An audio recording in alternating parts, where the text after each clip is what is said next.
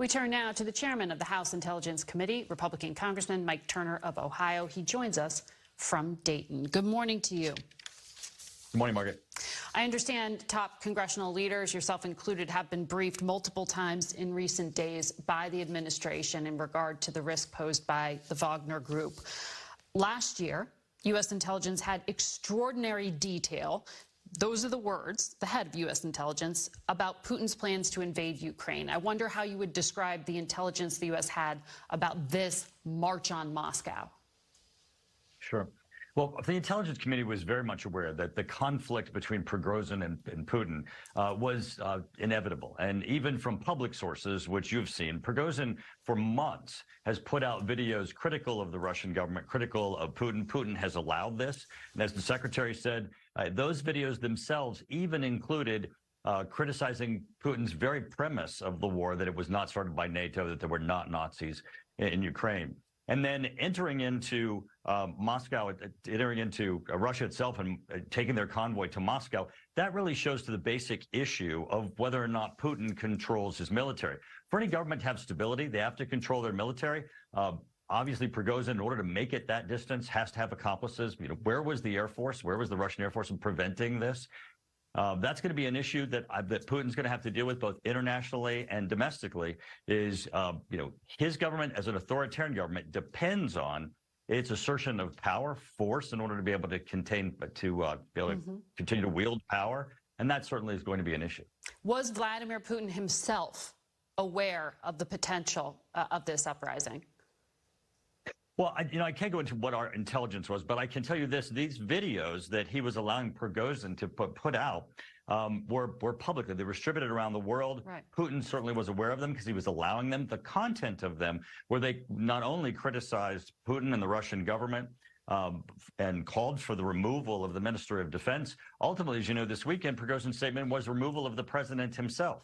So Vladimir Putin certainly had lots of public notice that Prigozhin was a critic and was threatening the government, and now ultimately took this military action into Russia itself.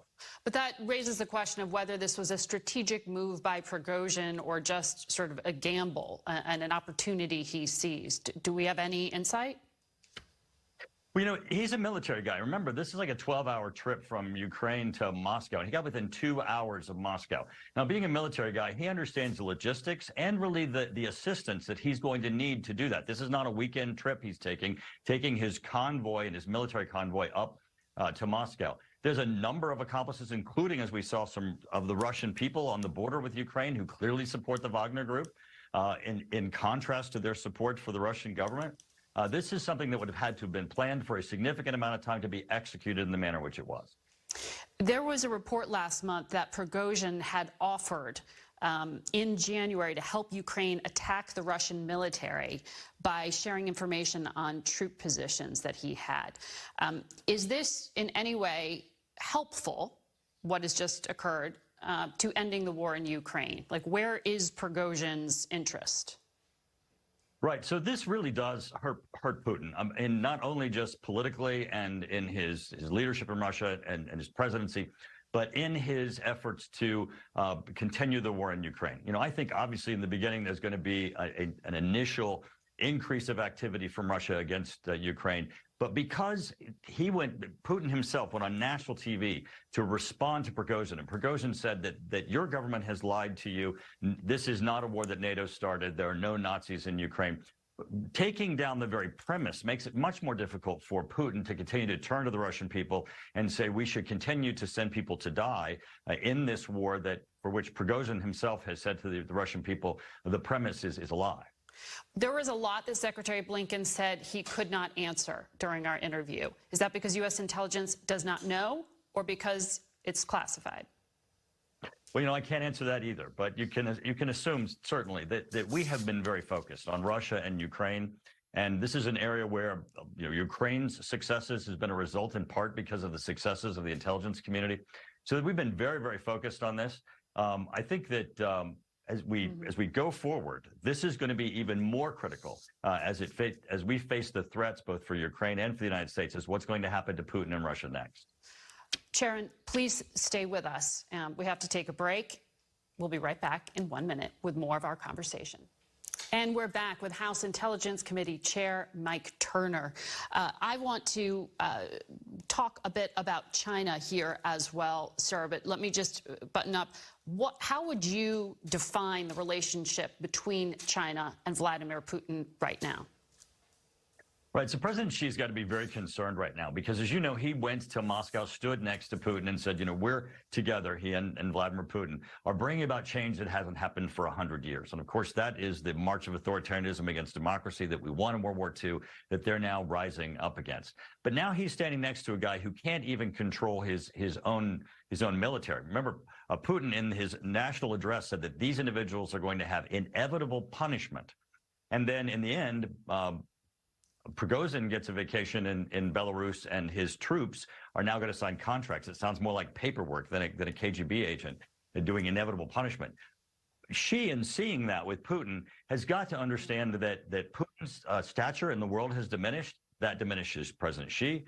And certainly as Putin looks weakened, certainly not being able to control his military and being a strong nuclear power, President Xi has to be worried about the stability of Russia itself. We'll be watching that. You know, last Friday, this past Friday, sorry, I'm back from Beijing and my time frame's all screwed up here. But the Director of National Intelligence released this declassified summary of the findings in regard to links between the Wuhan Institute of Virology and the origin of the COVID pandemic.